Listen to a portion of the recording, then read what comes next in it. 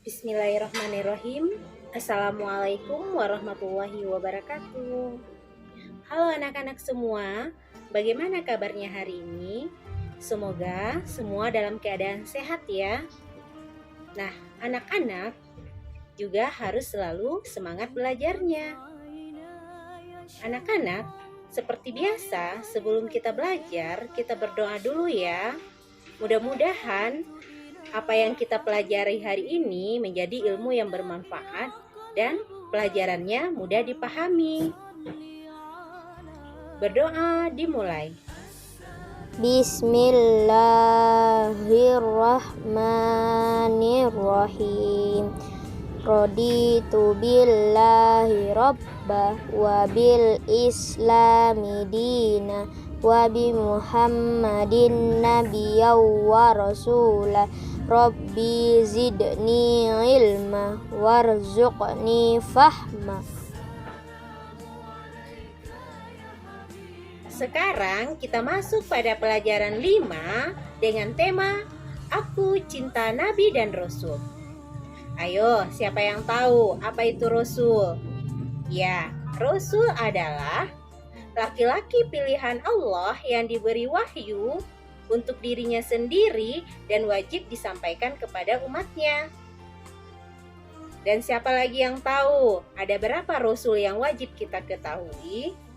Ya, Rasul yang wajib kita ketahui ada 25. Adapun tujuan pembelajaran kita adalah yang pertama, peserta didik mampu meyakini adanya Rasul-Rasul Allah Subhanahu wa Ta'ala. Yang kedua, peserta didik mampu mengetahui kisah keteladanan Nabi Ayub alaihissalam dan Nabi Musa alaihissalam. Yang ketiga, peserta didik mampu menceritakan kisah keteladanan Nabi Ayub alaihissalam dan Nabi Musa alaihissalam. Kita masuk sub pembelajaran yang pertama, yaitu kisah keteladanan Nabi Ayub alaihissalam. Nabi Ayub alaihissalam adalah putra dari Nabi Ishak alaihissalam. Kakeknya bernama Nabi Ibrahim alaihissalam. Nabi Ayub alaihissalam adalah seorang nabi yang kaya raya, mempunyai binatang ternak yang sangat banyak, sawah ladang yang sangat luas. Walaupun begitu, dia tidak pernah menjadi orang yang sombong. Nabi Ayub alaihissalam adalah seorang yang sabar dan dermawan. Dia suka menolong fakir miskin, anak yatim, dan orang-orang yang membutuhkan. Nabi Ayub alaihissalam pernah dikasih ujian oleh Allah atas permintaan dari setan. Ujian yang pertama yang diberikan Allah terhadap Nabi Ayub alaihissalam adalah harta yang dia miliki, kekayaan yang dia miliki diambil oleh Allah, sehingga dia jatuh miskin.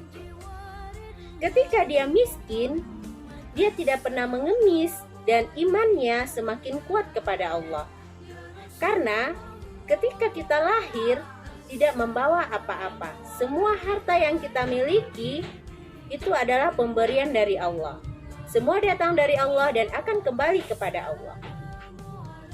Jadi, karena imannya yang sangat kuat, setan tidak mampu menggoda Nabi Ayub. Bahkan, dia selalu taat dan bersyukur kepada Allah. Kemudian, Allah memberikan cobaan yang kedua.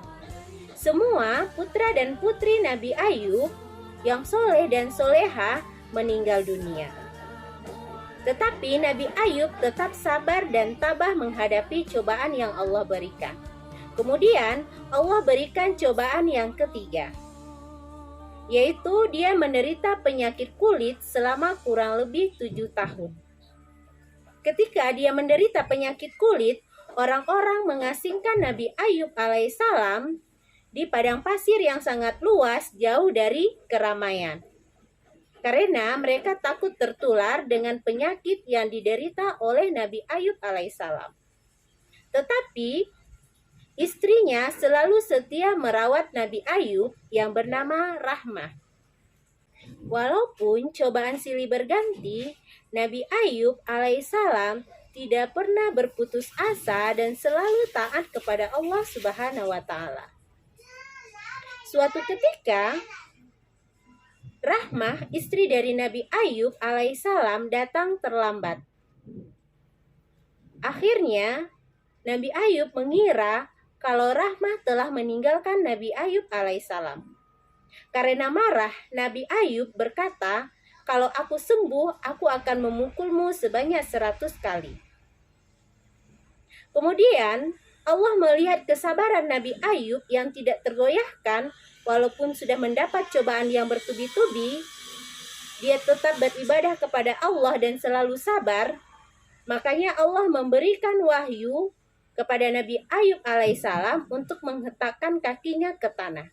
Dari hentakan kaki Nabi Ayub, keluarlah air, dan air tersebut menjadi kesembuhan untuk Nabi Ayub. Dia diperintahkan oleh Allah untuk mandi dan meminum air tersebut. Ajaibnya, dengan izin Allah, dengan air tersebut, Nabi Ayub alaihissalam langsung sembuh. Harta yang tadinya musnah, Allah datangkan kembali. Sehingga Nabi Ayub alaihissalam jadi Nabi yang kaya raya, sehat, dan bahagia. Nah, anak-anak, kita harus mencontoh dan meneladani perilaku Nabi Ayub alaihissalam. Dengan cara, yang pertama, kita harus sabar atas ujian yang Allah berikan. Yang kedua, tidak pernah mengeluh atas ujian yang ditimpakan Allah dan kita tidak boleh berputus asa. Yang ketiga, selalu mengambil ibrah atau manfaat positif dari segala ujian yang Allah berikan. Dan yang keempat, selalu berdoa di waktu apapun dan dimanapun. Nah, sekarang kita masuk sub pembelajaran yang kedua, yaitu kisah keteladanan Nabi Musa alaihissalam. Nabi Musa alaihissalam adalah seorang rasul yang lahir dan diutus oleh Allah ke negeri Mesir. Dia berasal dari keturunan Bani Israel. Ketika itu yang berkuasa di Mesir adalah seorang raja yang sangat kejam, yang bernama Fir'aun. Fir'aun selain kejam, dia juga mengaku dirinya sebagai Tuhan yang wajib disembah. Barang siapa yang tidak mau menyembah Raja Fir'aun, maka dia akan dihukum mati. Ketika itu, Raja Fir'aun memerintahkan untuk membunuh setiap anak laki-laki yang baru lahir. Karena dia terpengaruh oleh mimpinya yang ditafsirkan oleh ahli nujum bahwa akan datang seorang anak laki-laki dari keturunan Bani Israel yang akan menghancurkan kekuasaan Raja Fir'aun. Ketika Nabi Musa lahir, Allah melindungi Nabi Musa dengan cara mengilhamkan kepada ibu Nabi Musa alaihissalam yang bernama Yuqabat binti Dahat untuk memasukkan bayi Nabi Musa ke dalam peti. Kemudian dihanyutkanlah bayi Nabi Musa tersebut ke sungai Nil. Kemudian peti tersebut sampailah di tempat pemandian istana Raja Fir'aun. Dan Nabi Musa diselamatkan oleh istri Raja Fir'aun yang bernama Siti Asyah. Siti Asyah kemudian mengangkat Nabi Musa alaihissalam menjadi anak angkatnya. Walaupun sebelumnya Fir'aun akan membunuh Nabi Musa alaihissalam, tetapi karena rayuan dari Siti Asyah, akhirnya Fir'aun menyetujui keputusan yang diambil oleh Siti Asyah. Jadi, Nabi Musa alaihissalam besar di istana Raja Fir'aun dan menjadi anak angkat dari Raja Fir'aun. Setelah Nabi Musa alaihissalam beranjak dewasa, suatu ketika dia berjalan-jalan keluar istana, dia melihat kaum Kifti dan Bani Israel sedang berkelahi. Dia berusaha mendamaikan kaum Kifti dan Bani Israel, tetapi kaum Kifti tidak mau. Karena merasa kesal, akhirnya Nabi Musa alaihissalam menampar kaum Kifti tersebut. Tanpa dia sengaja, tamparannya tersebut membuat kaum Kifti meninggal dunia. Dan ketika itu, Nabi Musa alaihissalam menyadari kesalahannya dan memohon ampun kepada Allah atas kesalahan yang dia lakukan. Setelah kejadian tersebut, Nabi Musa alaihissalam pergi dari istana Raja Fir'aun, sehingga sampailah dia di negeri Madyan. Di sana, dia melihat orang-orang yang sedang mengambil air untuk ternaknya. Dari kerumunan orang-orang tersebut, dia melihat dua wanita yang sedang antri mengambil air. Di sanalah Nabi Musa alaihissalam membantu dua wanita tersebut. Dan ternyata dua wanita tersebut adalah putri dari Nabi Syuaib alaihissalam. Yang kemudian Nabi Musa alaihissalam menikahi salah seorang dari putri Nabi Syuaib alaihissalam. Nabi Musa alaihissalam diangkat menjadi rasul oleh Allah Subhanahu wa taala di Bukit Tursina. Allah memberikan kepada Nabi Musa alaihissalam kitab Taurat. Dan Allah juga memberikan mukjizat kepada Nabi Musa alaihissalam, yaitu tongkatnya bisa berubah menjadi ular yang sangat besar.